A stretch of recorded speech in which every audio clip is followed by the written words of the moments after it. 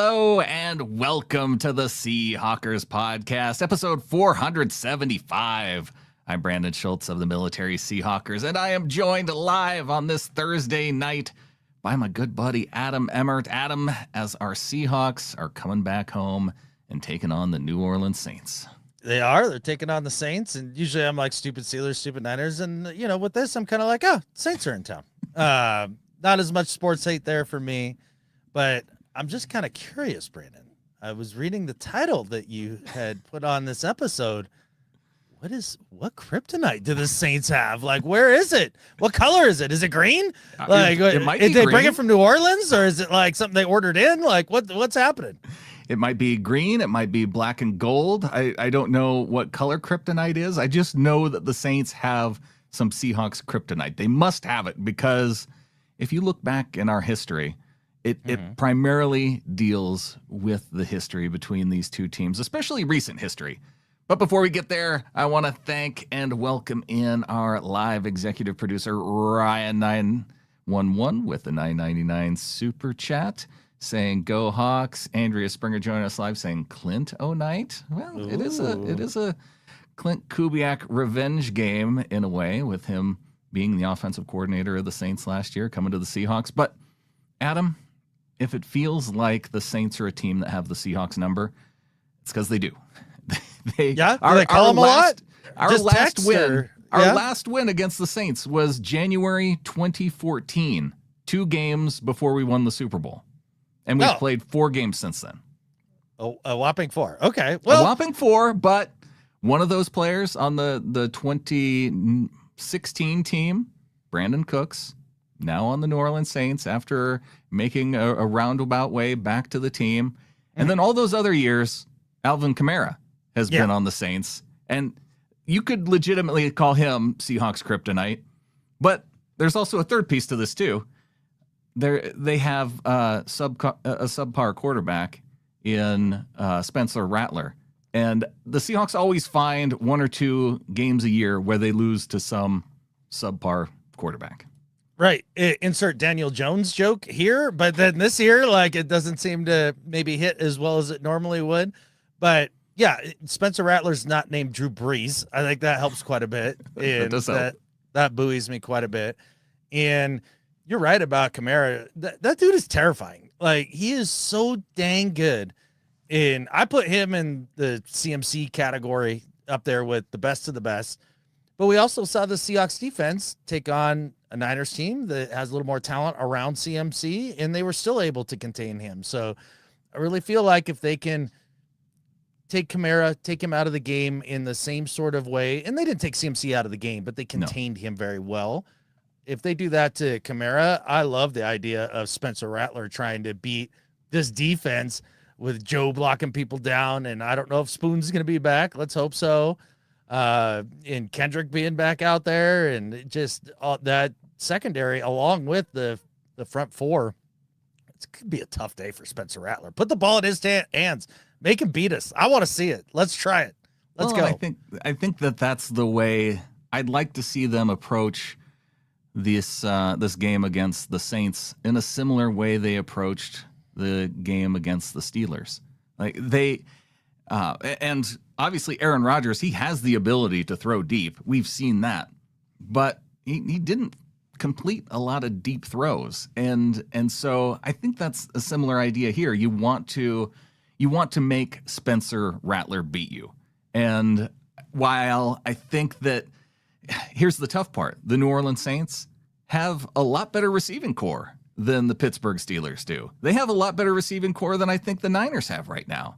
And so now our Seahawks are going up against the most talented receiving core they've played this season. Yes, it's only game 3, but that's a fact with the different receivers that the Saints do have.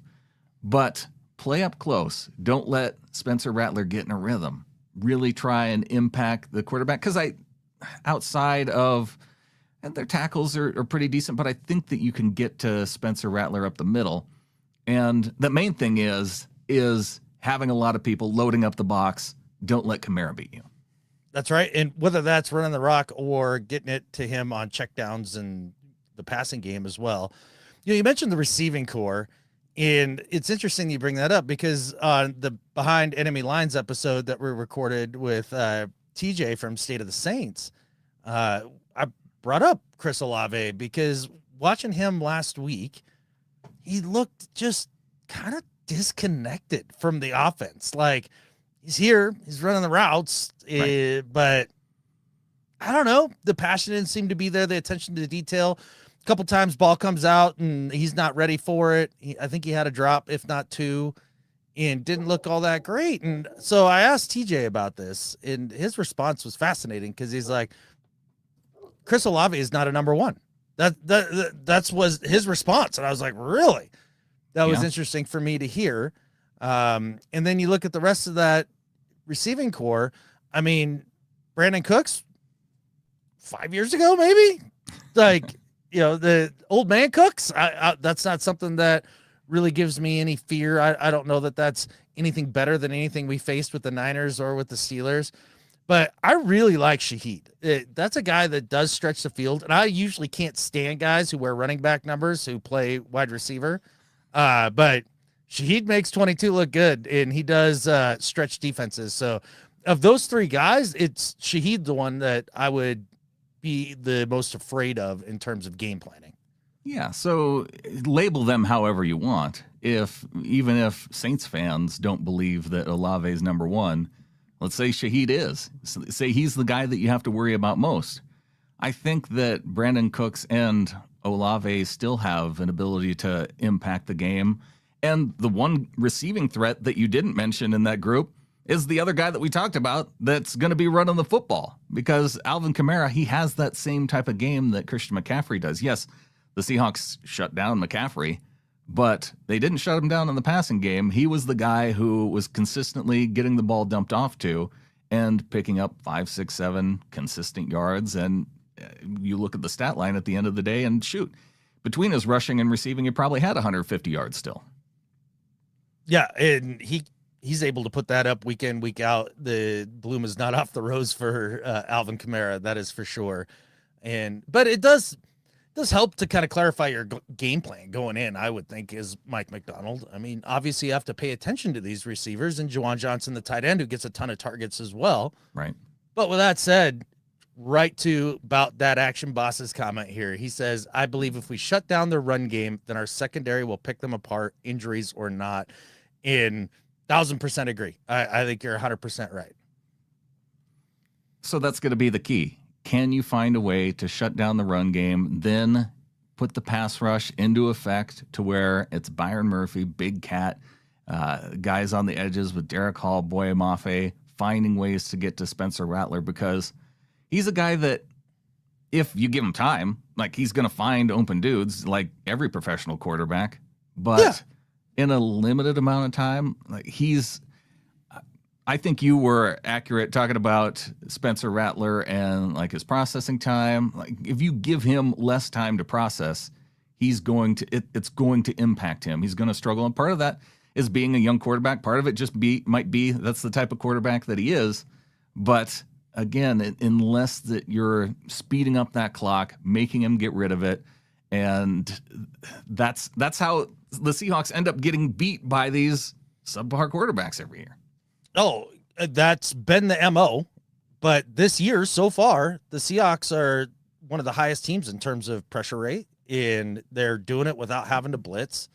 And if you're able to do that against a guy who has a difficult time processing it, and then you put him under pressure, make him try to get through those reads and make good decisions, somebody like Spencer Rattler, I think that's where a dude like that crumbles. And I mean, I know he's played the Niners, which is a similar opponent, and he didn't melt down.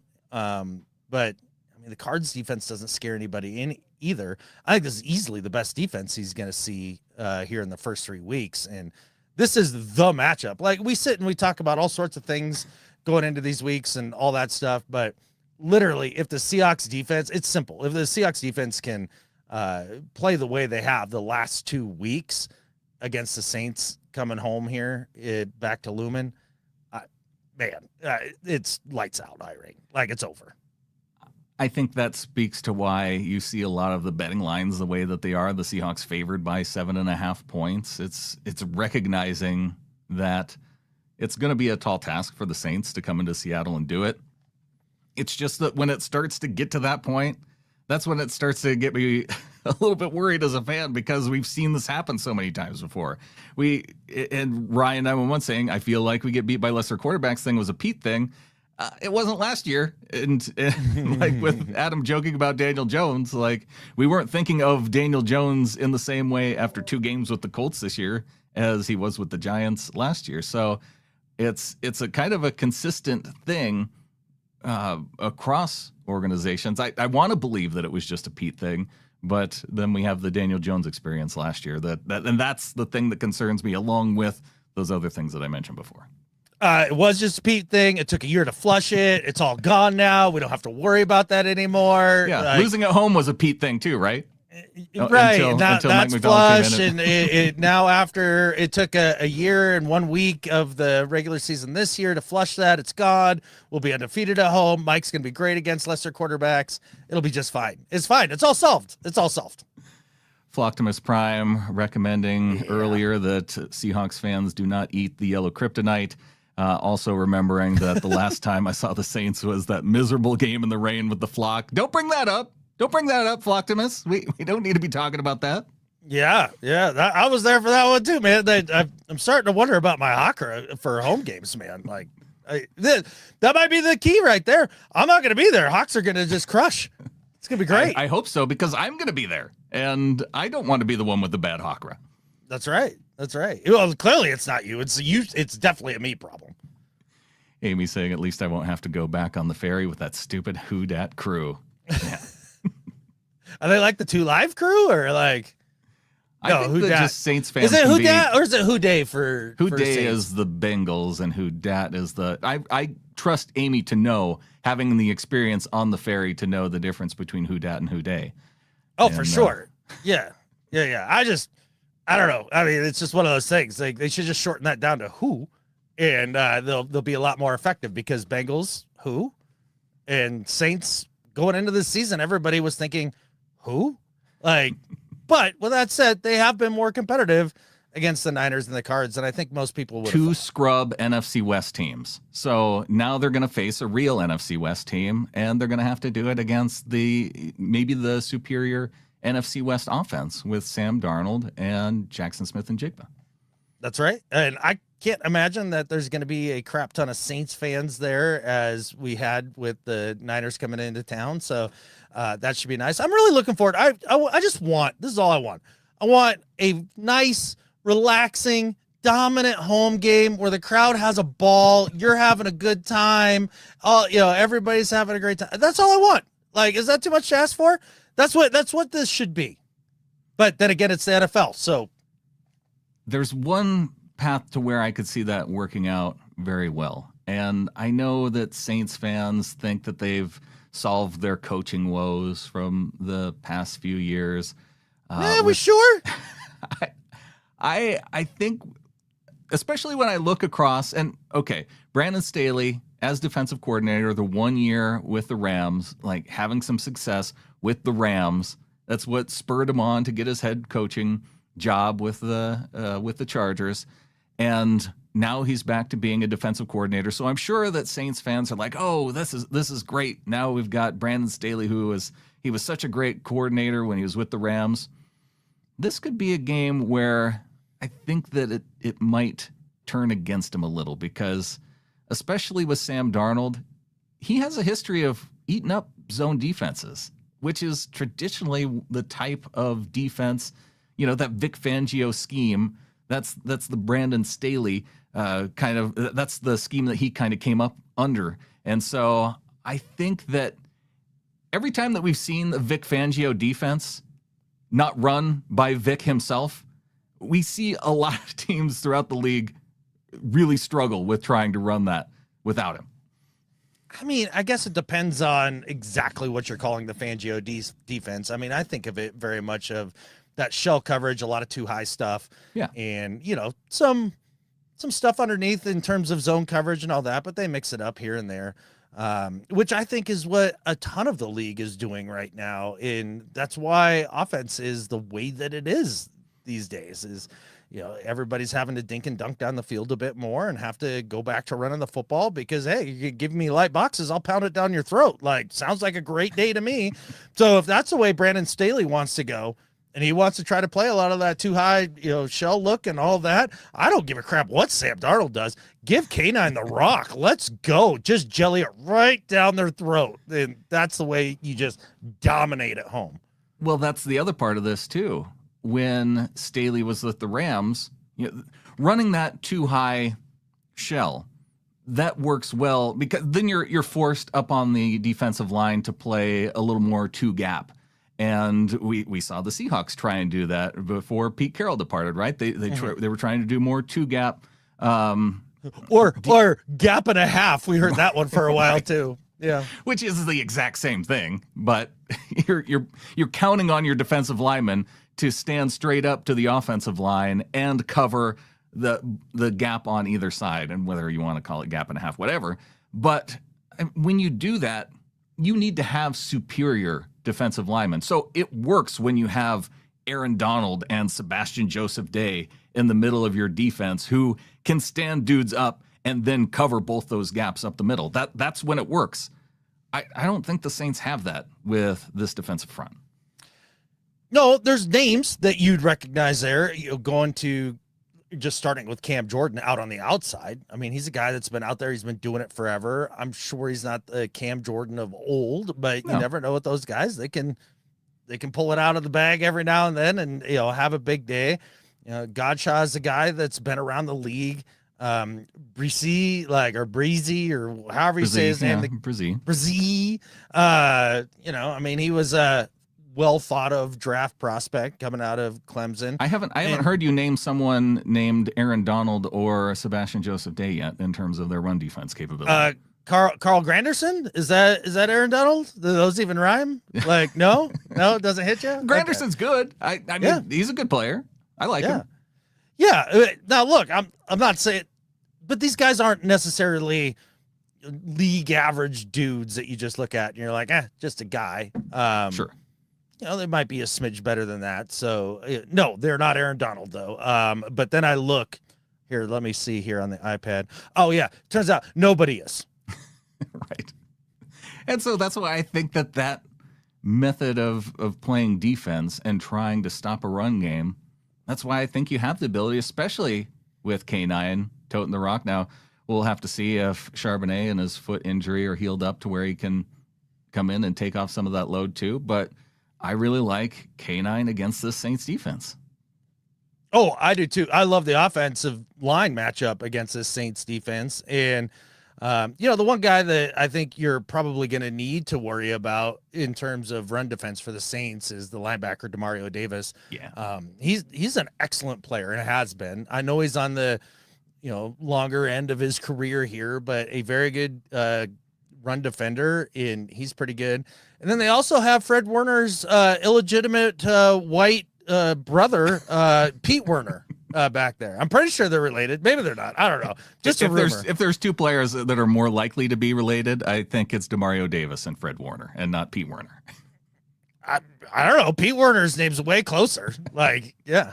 I'm talking more in terms of talent level. And yeah, by a lot.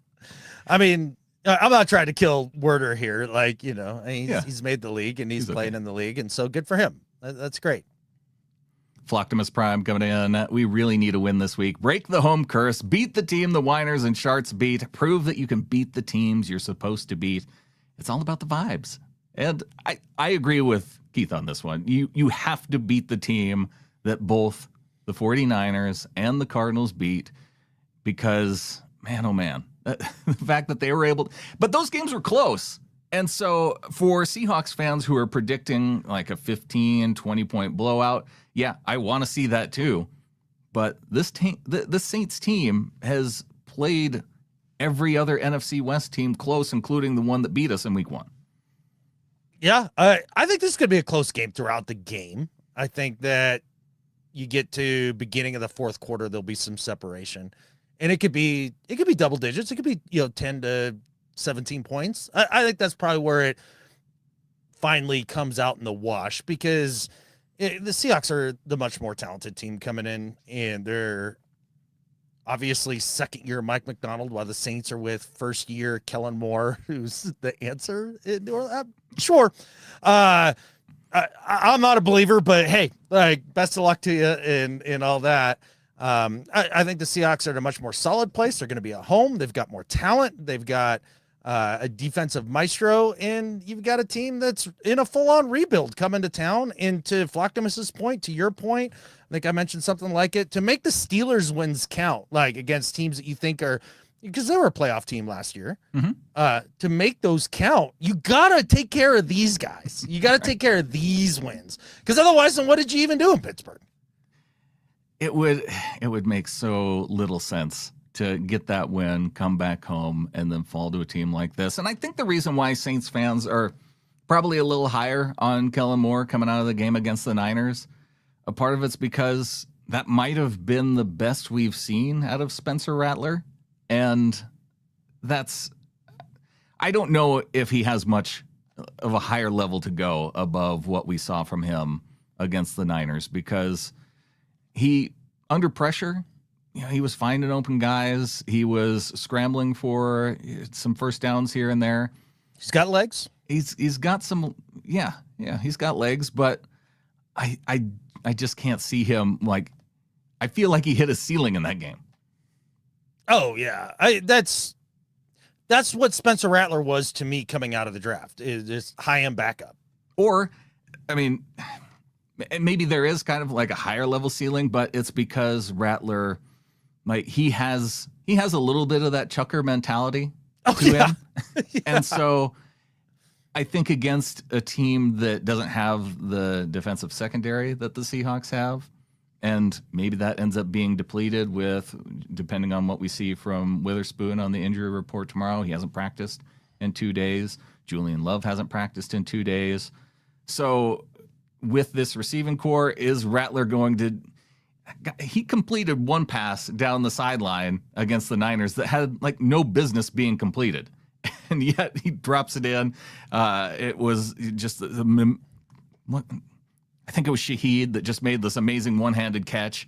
And so if that somehow gives him confidence and he starts doing that, and for whatever reason, like we see some of the meltdowns again from Seattle in the secondary, whether it's Woolen, then that's another way that this game could be close.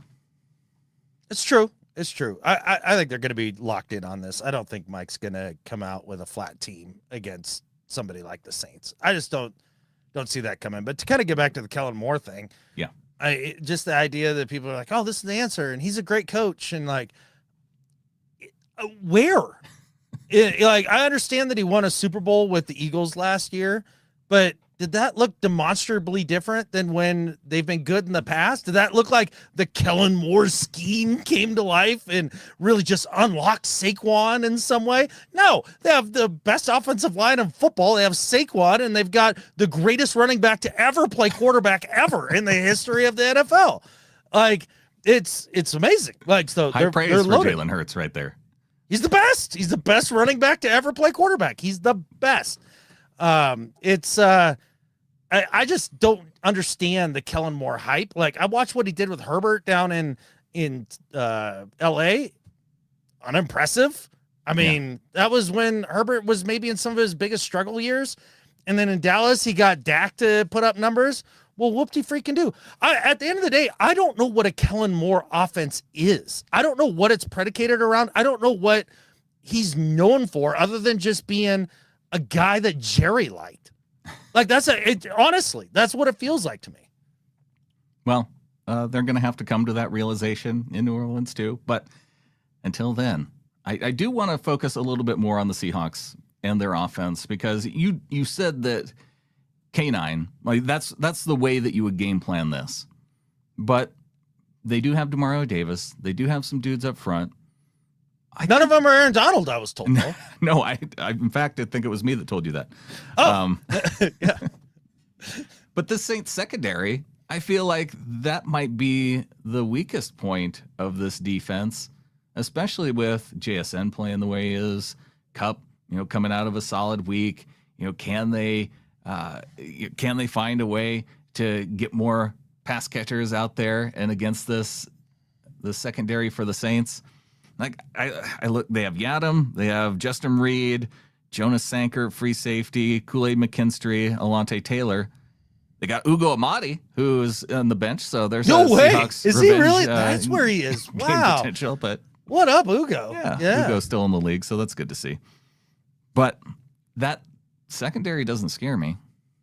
Why should it? Yadam was somebody that all the Niners fans wanted out of San Francisco as fast as possible. And Saints fans want him benched because they feel like if he plays too much, that they could lose a compensatory pick. Oh, no kidding? Yeah. That'd be a tough break. It does feel like Kool-Aid maybe hasn't lived up to the draft billing. That's for sure. He hasn't lived up to his name. If you have a cool name like that, you need to be high level. For sure. When you watch his tape, you got to come away and be like, oh, yeah. You want to bust through a wall. Yeah, but not the case for Kool-Aid, unfortunately, for him.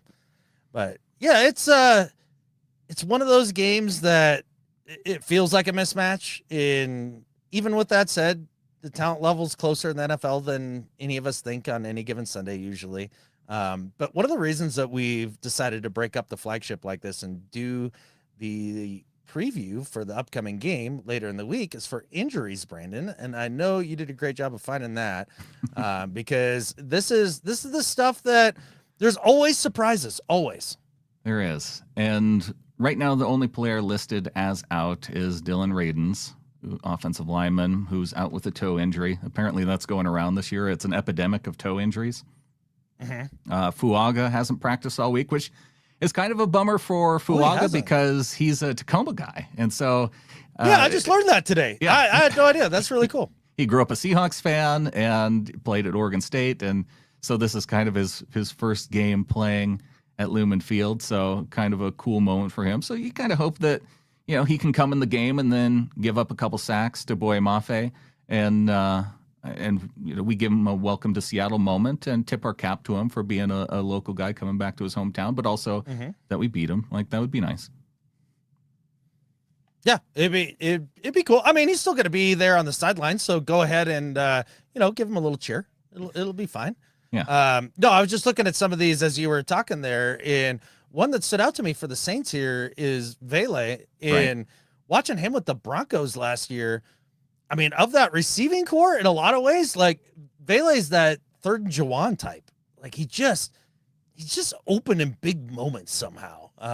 So it'd be kind of a bummer if he's able to get there this week. And that's one to watch too, because with Vele, he wasn't on the injury report on Wednesday. And so he must have done something in Wednesday practice then to tweak the hip and give him that limited status on Thursday. So is that something that gets worse on Friday? Then, yeah, we'll have to see. Yeah, maybe it was too many hip thrusts after a good play in practice. Like maybe that's what it was. Maybe he went 3 pumps. I know it's tempting to practice the hip thrusts because you wanna play like you practice. Yeah, but you want to be good at the hip thrust. Let's not lie. Like that's something you don't want to be bad at. So we saw from Jaron Reed, like you need to show off those hip thrusts when you make a big play. Yeah. All right. So let's get to some of the Seahawks injuries here, because this is the part where I'm like, what? Why? Yeah. Charbonnet not practicing. We knew that he had a foot injury this week. Derek Hall fully practicing after also limited in practice with his hip thrusts early this week. But see, he's gotten over them. Torrey Horton, limited groin injury, but 2 days with limited status. Josh Jobe, full participant. With a knee injury. Ernest Jones, full participant with shoulder injury. So a lot of guys with like just little type injuries, but this next one was a surprise to me. Julian Love, hamstring injury, has not practiced for 2 straight days. Yeah, that's one of those, like, when you get into the week, it was a little like Spoon last week. It was like, wait, what? Why is he injured? When did that happen? Same with Julian Love here. And I really get nervous about those soft tissue things because those can go on and on and on. Abe Lucas limited on Wednesday with an elbow, but full participant today. Then Devin Witherspoon. Man, is he going to be back? I want him to be back. I'd like him to be back, but you know what? Let's not rush it. I'm good. Spoon can take his time this week. Yeah. It's Julian Love. We need to rush that one. Yeah. 'Cause we need him. Yeah. Although I think you've already lost your bet about that you had with Clinton about the other dude. How? I don't know. Didn't we say, D'Anthony Bell? Yeah, D'Anthony Bell. It was 10 snaps, and he played 12 defensive snaps last week. No, he didn't win. He did. That's a lie. No, he wasn't even on the noticed him. feeling. That's a lie. I don't believe it. Somebody AI'd him into the copy afterwards. I didn't see him. Yeah. So you owe Clinton a beer and a steak, apparently. Hey, fair enough. I mean, I'll pay up for sure, but like, it still feels false. I don't like it. I don't like it either, but I do like the stats when I look over here at them, and some of the offensive stat comparison, the defensive stat comparison, it's definitely in favor of the Seahawks. 5.5 yards per play to the Saints, 4.6. Now, again, the Saints were playing inferior competition these last couple weeks, playing the Niners and the Cardinals. So you do have to factor that into these numbers. It's only been 2 weeks against inferior competition.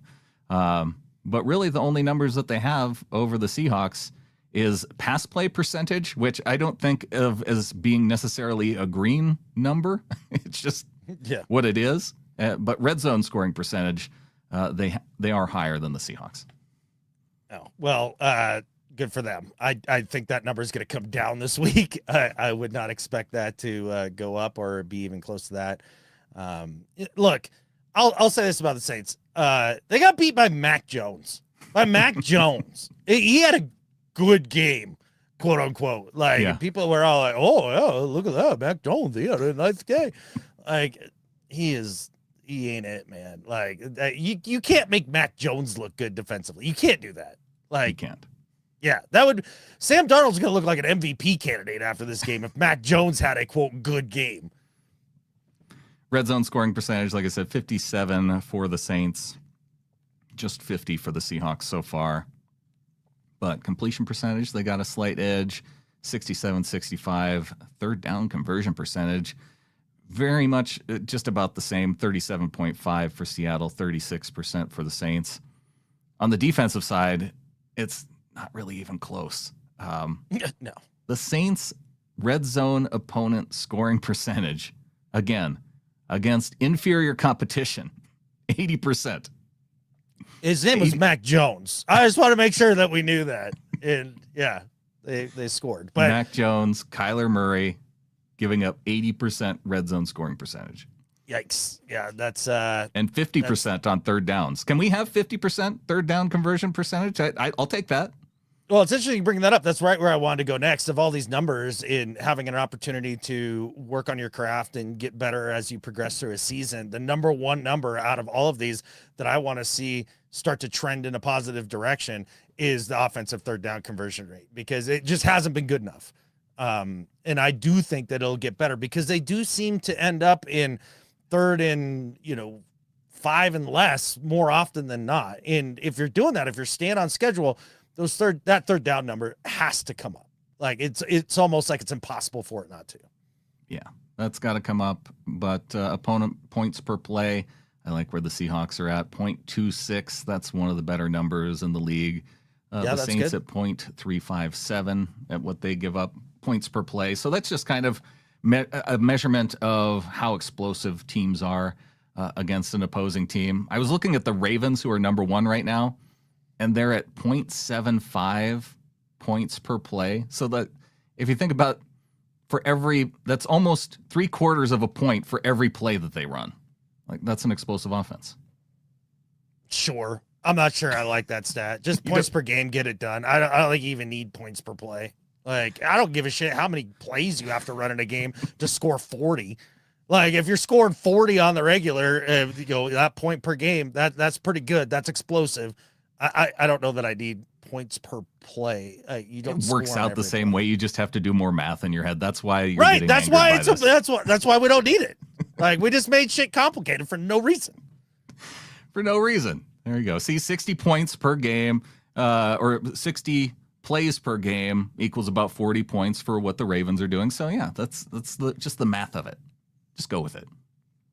Sure. Actually, Just let me know better how many of they have on the scoreboard when the day's done. I'll tell you if they had a good day offensively. All right. Well, let's Adam, what do you say we move on? Anything else about this game that you want to make sure that we recognize before we move on and thank some of our members of the flock? I think the only thing I had in my notes here that I didn't touch on was just that the tackles, so we're pretty sure Fuaga's not playing. Is that where we decided? I don't know if we're certain. He's just kind of on a watch list. We just know that Okay. there's only one guy who's out right now. Okay. Well, between him and Banks, those are some very young players. Yeah. And boy, this is a tough ask against this edge group. It could be a tough day offensively for the Saints. I think that's what I want to see. We want to see a very good defensive game from our team and a very good offensive day for our team. And then we don't have to worry about math. Like we also defeat math. That's right. Because more points is better than less. That's all I need to know. And Right. counting's a lot easier than math. So The team with the most points wins the game. Like that's not hard. right. Yeah, that's how that works. And then also the winning's the better than the losing, is so I'm told. So Yeah. and not everybody's Aaron Donald. So like I'm glad we got all that figured out today. All right. We got one score prediction coming in from Flocktimus Prime. Oh. Hawks win 18-8 for Mike McDonald's first scoregami. Go Hawks. They not only then do they get the win, but then they also cover this point spread, and 8 points. That seems like a fun defensive performance. That'd be a really nice defensive performance. And That's a shutout for the defense, and then that's like 4 safeties by our offensive line, which kind of sucks, but I like the defensive shutout. Why would you put that juju on an offensive line that is performing better? How dare you? You take that back. Put that back in your mouth. I'm not saying Don't it's put the that entire juju on us, offensive Ricky line. Bobby. It's like Don't do Jalen that. Sundell down on the goal line. He randomly has like 4 brain farts where he just hikes it into the end zone. Negative. Awful. No, gross. Get that out of here. I never want to hear that again. He's trying to root for a defensive shutout with. Fine. Then make it 18-0. Like, yeah. Flocktimus didn't put up 18-0. He put up 18-8. You don't have to agree with Flocktimus to get your defensive shutout.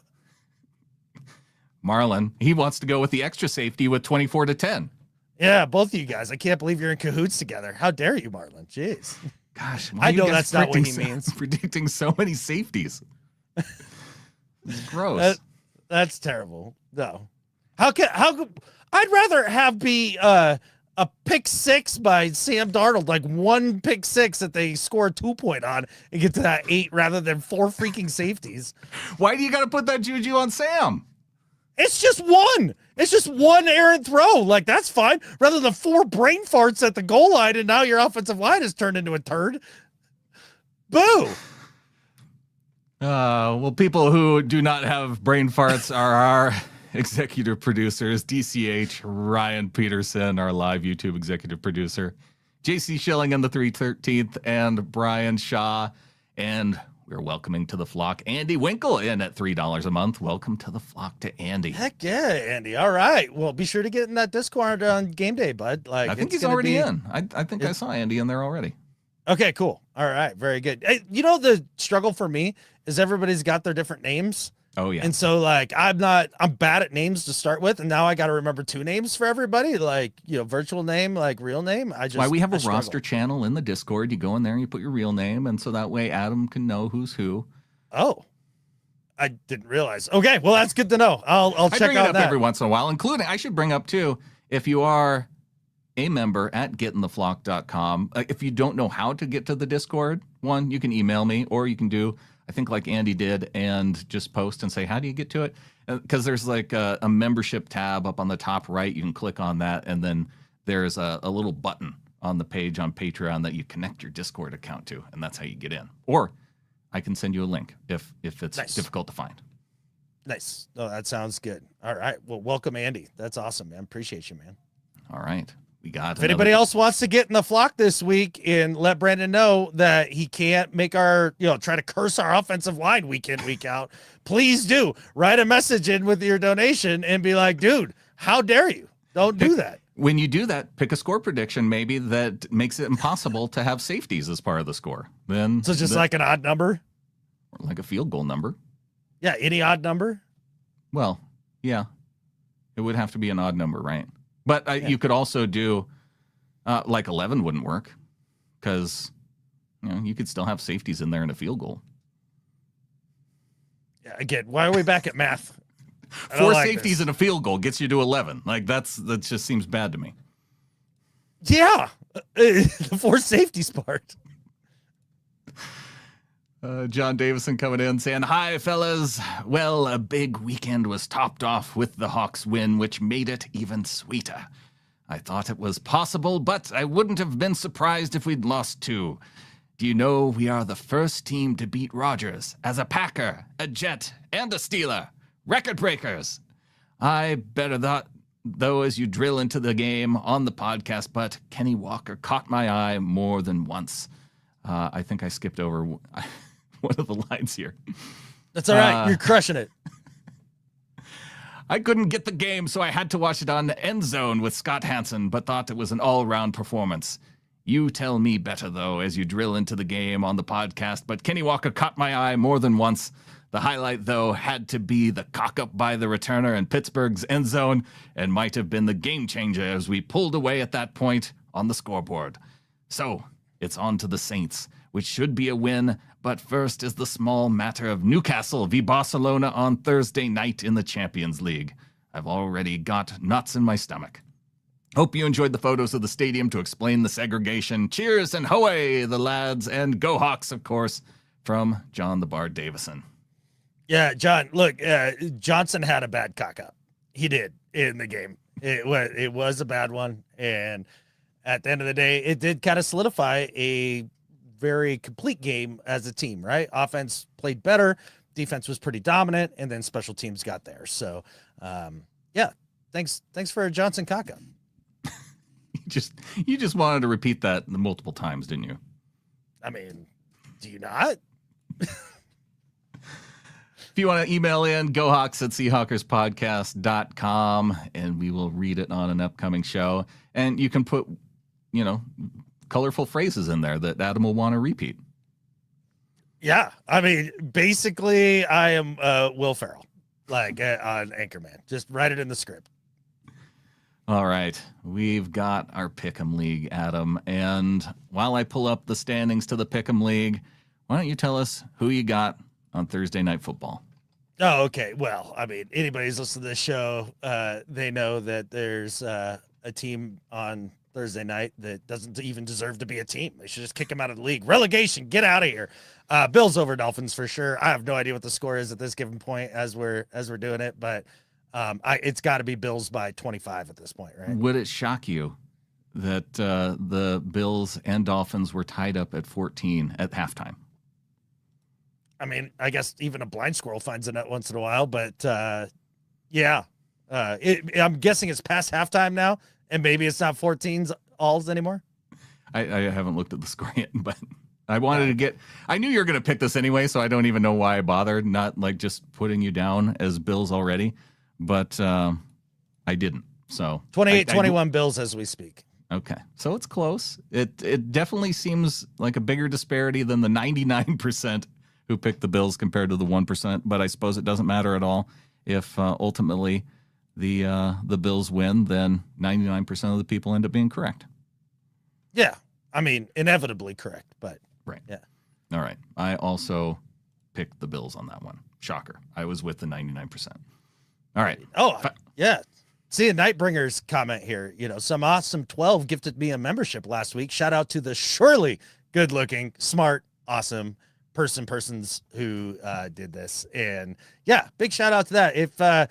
If you're looking to maybe pay it forward a little bit, you can do the gifting of the memberships. How you do it? No clue. Figure it out. But people really like it. There's a button somewhere. Just press the button if you're inclined. Okay. Before we go on to the next picks, I want to congratulate. We had 2 people, Adam, who got 16 correct picks. So a fully correct week. It was DK, have it your way, and my Dixon Burns. Nice. Yeah. I mean, it might be, going to DK and having it your way there. That might, correlate to the second team name. about Dixon. I think it's Michael Dixon and Artie Burns. I think that's the correlation. Okay, got it. Very well done. Right. Heck of a week for 16. Wow, well done. I don't know if I've ever gone undefeated in Pick'em. I know I haven't. Yeah, negative. The Snail, a member for 36 months. We got that 3-year anniversary with the Snail. Press all the buttons, and the Seahawks have a better chance to win. It's a true fact. It's indisputable. So just do some button mashing. Yeah, indiscriminately. Like button, it'll be subscribe. Fine. You just do It'll all buff out. Yeah. All right. Moving on to Sunday's games. You got the Panthers at home against the Atlanta Falcons. Panthers in risk pick territory with 5%. This is a divisional matchup, Adam. It sure is, and this is where Bijan starts to make his MVP case for this year. This is Falcons all the way. It's been it's what I was about to say is mean to Bryce Young, but like he's a fine person. I'm not trying to take a personal shot, but it's hilarious to watch what's happened to him the first 2 weeks after everybody was like, "Woo! Look at Bryce Young. He's been fixed ish against bad teams last year." And it's like, no, that ain't gonna translate. How many more head coaches is Baker Mayfield going to get his offensive coordinator promoted to before people just realize that Baker's like kind of good now? Is Baker having a Peyton Manning effect on the league? Is he going to get an Adam Gase hired somewhere? Yeah, I think so. I think that's what's happening in Jacksonville. Oh yeah, could be. Yeah. I also picked the Falcons. Packers at Browns. Here's another 99% to 1% matchup. I got to imagine you're going with Jordan Love Packers. This might be the last week you ever see Joe Flacco start a football game. So if you have any nostalgia for Joe Flacco, tune in because Micah Parsons could end his career. No. I thought maybe it was just because he was going to be bad and not just die at the hands of Micah Parsons. Not die, not even get like injured for the rest of the year, just sacked like 97 times because he can't move. And Micah Parsons, well, he can. So. All right. I also have the Packers. Texans are 0-2, and they're going up against the aforementioned Jaguars. This is a 50-50 game, essentially. If you want to be exact, 55% in favor of the home team Jaguars. Okay. That seems like you're looking at records there to make that pick if you have Jacksonville as a favorite among the people. The Texans' offensive line has struggled, so I think there's that part of it too. Yeah, but I know that Trevor Lawrence will struggle more against a very good defense than C.J. Stroud will against whatever the Jacksonville Jaguars are doing. I haven't watched one Jaguar snap this year, so that's fine, but I still know not good. All right. Darn it. I was trying to tempt you over to the Jaguars. I also picked the Texans. No. I mean, I'm pretty dumb, but I'm not that dumb. I got to lean on that 55% to try and sway you. I knew it was going to be a tall task, but I had to make an effort. 67% going with the Vikings this week. The Vikings led by Carson Wentz against the 2-0 Bengals, who are led by their quarterback, not named Joe Burrow. Yeah, Vikings not led by their quarterback named J.J. McCarthy. This is a battle of the backups this week. I know. That's why I said Carson Wentz. You said Wentz remember first? the name of the former Huskies quarterback. Oh, Jake Browning. Okay. That's the one. Yeah. I actually like Browning as a backup. I think he performed well last year. And I'm going to go with the Bengals here because Carson Wentz is a roller coaster. I'm sure a lot of people would say, well, he can't be worse than J.J. McCarthy in the first two games, but hold his beer. Watch this. I think we could see a renaissance game for Carson Wentz. And we saw Sam Darnold have some success, quite a bit of success with the Vikings. Like I feel like a quarterback with those receivers. I mean, the Bengals have a good receiving core too, but with it being home Andy team, Reid couldn't fix Carson Wentz. Yeah, I know. Okay, I know. I'm just saying. I mean, KOC's good, but he's literally not a wizard. Yeah. Going with the Vikings anyway. Okay. I got to be one game different from you. All right. Okay. Still in the morning slate of games, Steelers favored 70% over 30% for the Patriots.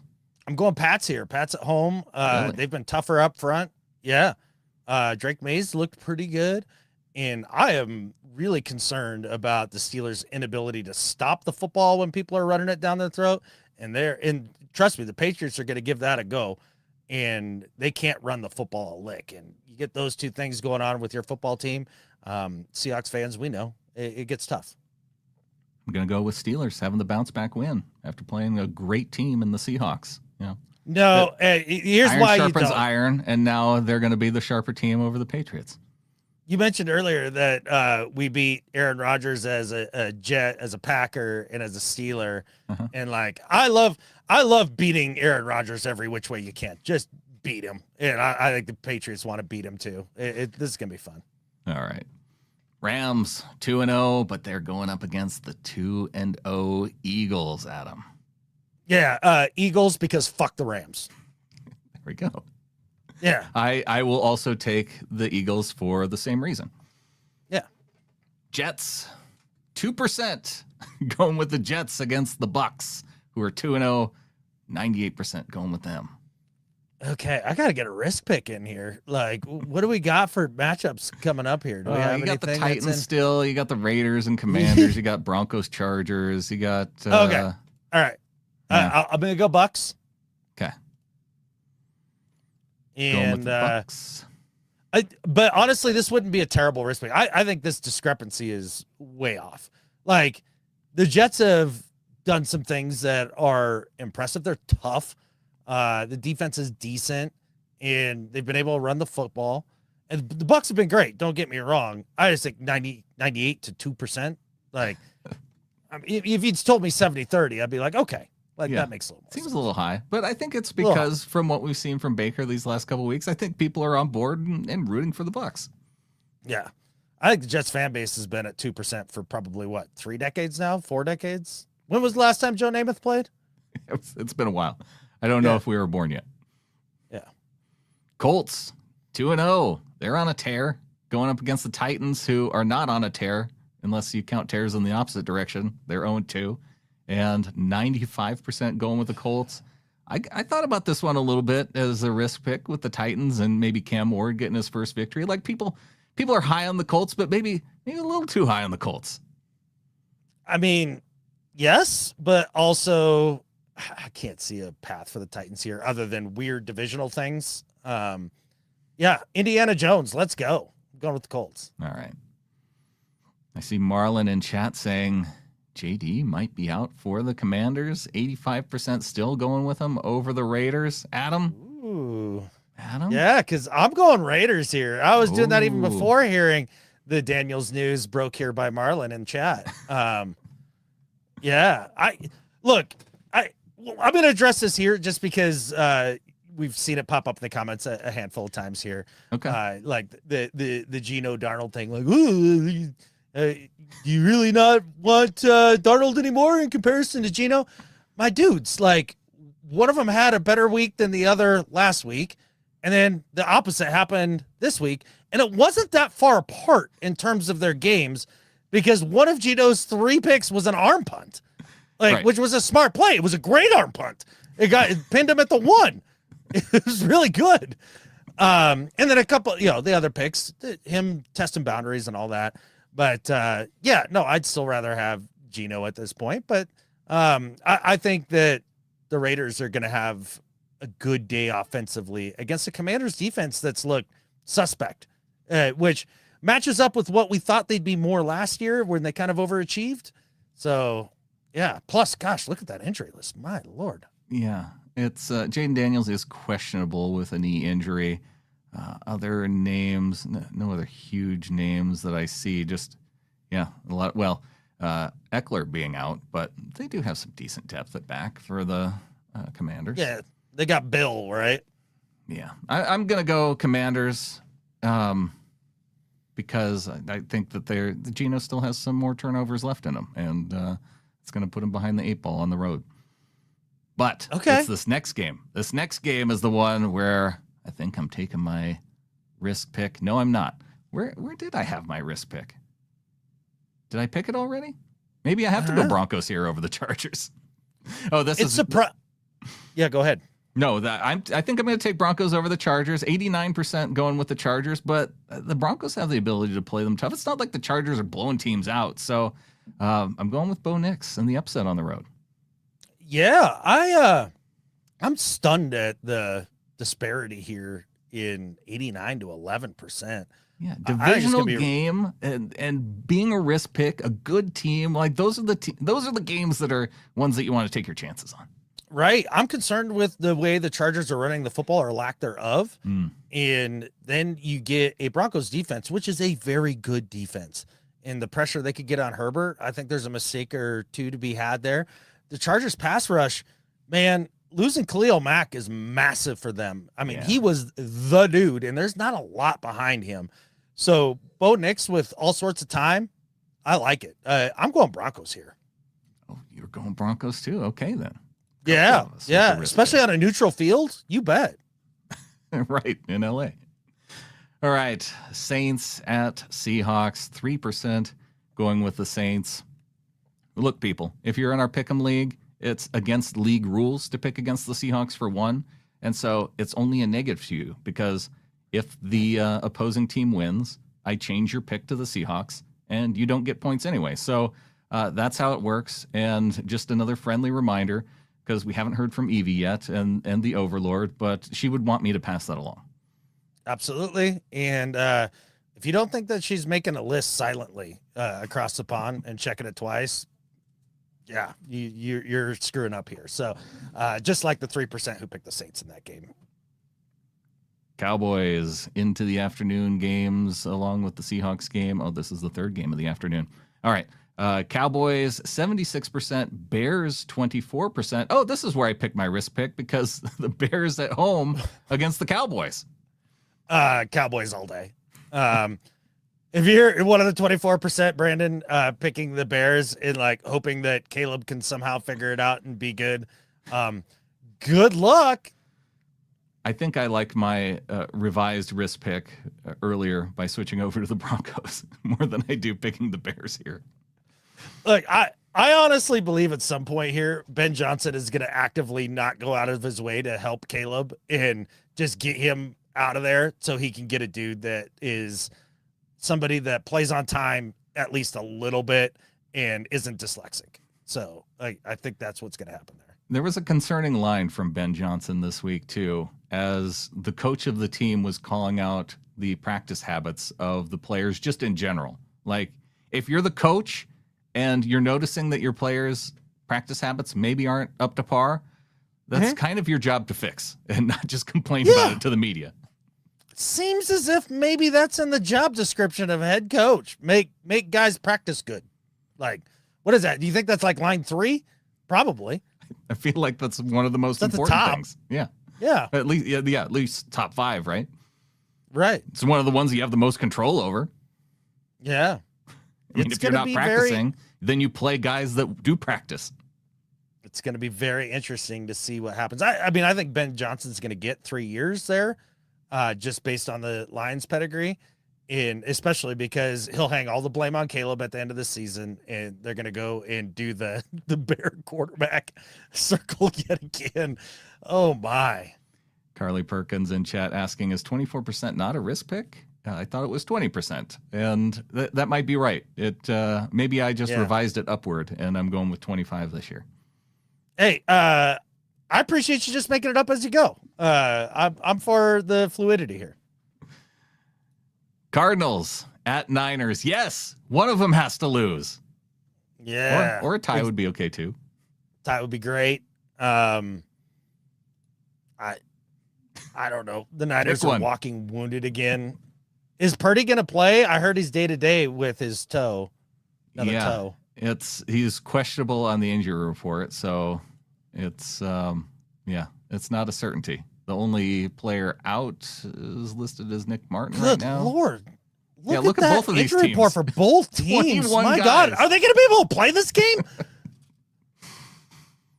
You know it's only week 3, right, guys? Yeah. Oh no, the Cardinals are without LJ Collier. It's over. And Joey Blunt. Oh no. Yeah. My goodness. I I'm gonna go with the Cards here because I just sports hate them less. Okay. God, that injury report's terrifying. Yeah. I picked the Niners, but I didn't like it, and I just kind of went home team. Sure. It's just Chiefs. all I know is if it's Mac Jones, that Cards defense is better than the New Orleans defense, and Okay. the bloom will be off that rose. Yeah. Well, then they just it defaults to the running games, and I feel like it's kind of a wash between Connor and CMC. Whichever one stays healthy the whole game, I suppose. There you go. All right. Sunday Night Football. The 0-2 Chiefs. Because the NFL won't allow them to lose this game to the home team, New York Giants. But still, even with that conspiracy theory out there, there's 7% picking the Giants. Yeah, because those people have brain cells, and then they let them collide together and come up with thoughts, unlike whoever that dude was in My Do Better who came up with that terrible conspiracy theory. You know why the Giants lose this game? Because they stink as a whole, as a team, with that ownership group, with that GM, with that head coach. Like, it's going to be just a puddle of suck for as long as those guys are there. Chiefs are pissed off. This is Chiefs all the way.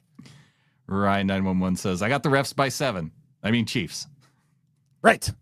Yeah. See, he had his brain cells collide, unlike dude in New York. Yeah, I got the refs in this one too. Going on to Monday night, and the Lions and the Ravens, 83% going with the Ravens against the Detroit Lions. Both teams are 1-1. Which one of these two teams goes to 2-1, Adam? Careful, this one's spicy. With that said, what was the points per play for the Lions last week? Because you need to know last week. I only have the season average. I didn't look it up just for last week. Oh, but if I don't have points per play, I can't figure out that the Lions scored 50 plus on the Bears and made them look stupid. Ravens at home is tough. I'm gonna go Ravens here, but I don't love it. Okay. I think Lions could very much win this football game. I'm also going with the Ravens. Okay, final score or total points. Oh, wow. Well, knowing that the Ravens points per play is almost a full 1, and the Lions points per play has to be huge from last week. This has to be a big number. Let's go 73 95. points. Oh, sorry. How many? 73. Okay. That's a big scoring game. It'd be huge. Marlon says 120. Yeah. Let's do that too. Yeah. All right. A big thanks to everybody who stuck with us and hung out through the Pick'em show. Adam, I just have to know, especially after the week that you had, has the Yoga Pants Bandit showed up back at your house? He is not. I'm not even sure if I want to tell that story on the pod. I don't know, man, because it comes out at the expense of somebody who's going through a rough go. Like, you know what I mean? I do know, but you can't be stealing yoga pants either, you know? I do feel bad for people who are having such a rough go that they think that stealing yoga pants is like the solution to improve to all their lot in life. Yeah. Okay. All right. Well, you talked me into it. All right. So basically, the other day, I was sitting here. Brittany gets a phone call from our neighbor, and he's like, "Hey, one of your packages is down at the parcel package. It's all opened up, and somebody's gone through it." Now, for those of you who don't know, don't listen to the show all the time. We live out in the woods. Like there's in our parcel boxes, like the last place UPS drops stuff, right? So like we don't have those ring cam parcel theft things going on. Like that's just not a thing. They're not needed. Here. Not needed, you know? I mean, what? Because I don't think a moose is going to come by and steal some yoga pants, right? So anyways, I'm like, God, that's weird. And he's like, yeah, there was a dude with a backpack walking down the Rock Creek. And I was like, okay. Like, well, how long ago was that? It's like, oh, it was like 15 minutes ago. I was like, okay. So I was on another phone call. I got off that, and I wasn't talking to you, whoever it was. Hop in the Jeep and roll down the road and get to the bridge where all the fly fishermen hang out. Talk to some dude from Wisconsin. He hadn't seen him. So I go one way, can't find him. Go the other way down Rock Creek Road. Here's dude walking down the road. So I pulled up next to him, rolled down the window, and I was like, hey, man. He's like, hey. I was like, so having a problem. The wife, she's trying to do some yoga. We're fresh out of yoga pants. We We had ordered some. They had showed up like about an hour ago, but then we went down there and they just, I don't know, they just weren't in there. You wouldn't happen to have some extra yoga pants, would you? And he was like, no, definitely not. And he kind of like points to his attire that he's wearing. I was like, yeah, okay, well, this is where the conversation would have ended for me, because I would have accepted no for an answer on the first time. Negative. No, it had to be him. I didn't know that for a fact, but it had to be, right? So I'm like, so, like, not in your backpack, though? Like, no extra yoga pants, maybe, I don't know, in there? He's like, no, nothing in there. I was like, so what you're saying is like, if we were to look in the backpack and opened it up, that there would be no yoga pants in there. We'd be yoga pantsless in the backpack. And he's kind of like, just shakes his head. And I was like, so you wouldn't mind then opening up the backpack, right? And he kind of like looks down. He's like, no. And I was like, oh, so no, you wouldn't mind. That's great. Go ahead and open it up and let's take a peek. And he opens it up and he just pulls it out and he like just hands it to me. He's like, sir, I am so sorry.